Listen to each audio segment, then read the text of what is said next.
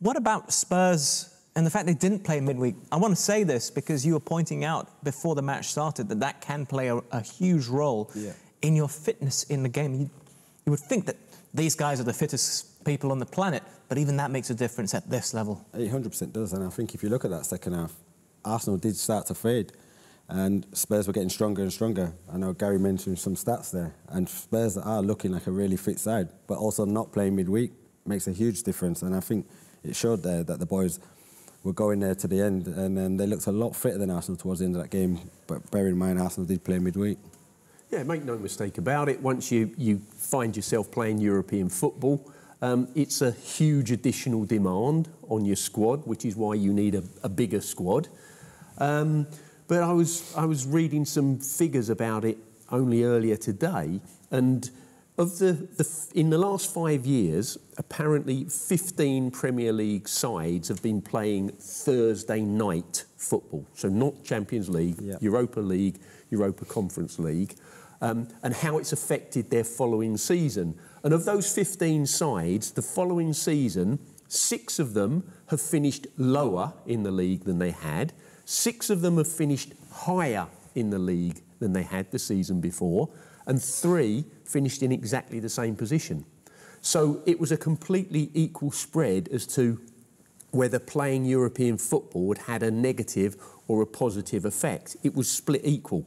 So I think that if you've got your work on the training park right, if you've got all your preparation right, you can deal with it as long as your squad is big enough. But there's also other consequences. I'm just remembering Burnley having to play some qualifiers to get into Europe, and they played about 6 games before the Premier League started, hadn't they? And they started so early, and they did their. Well, I'm not sure. I don't think you were there yet.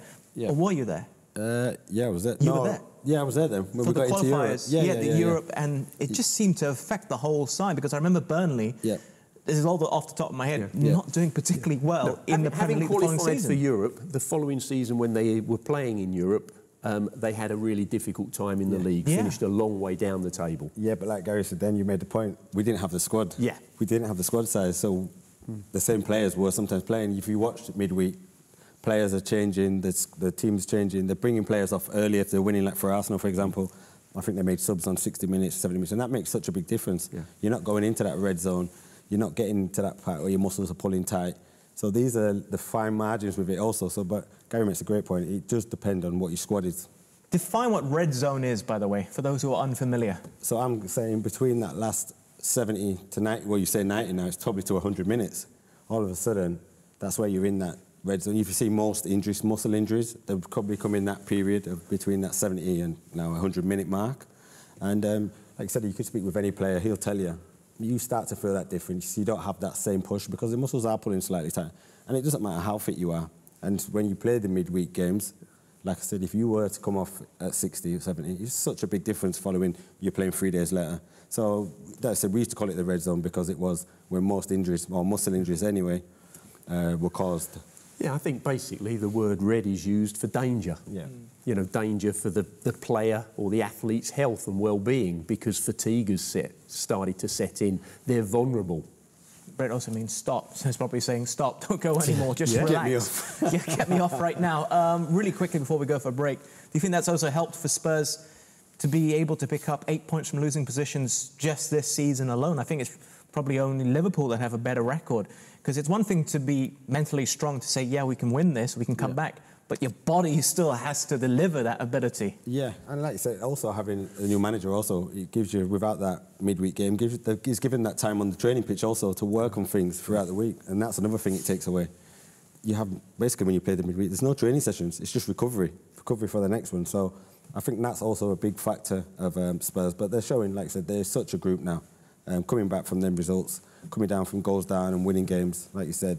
Fair play to the manager and that group of lads. They're flying at the minute. Yeah, and it probably helps when you have a bigger squad, when you have games that are going to 100 minutes. I'm thinking of Spurs' last game, coming back so late, because now you're Sheffield United. Your 60th minute substitution, suddenly the manager's thinking, I'm probably going to have 10 minutes extra. We did today. We can make these substitutions 75th, 80th.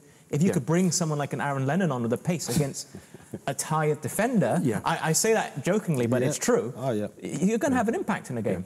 And this is another reason why, in all honesty, the bigger clubs in the Premier League want to have more than 5 substitutes. Yeah. You know, that's what they're pushing for as well, because it enables them to utilise more of their bigger squad, which gives them a greater advantage against the clubs that have a smaller squad. Yeah.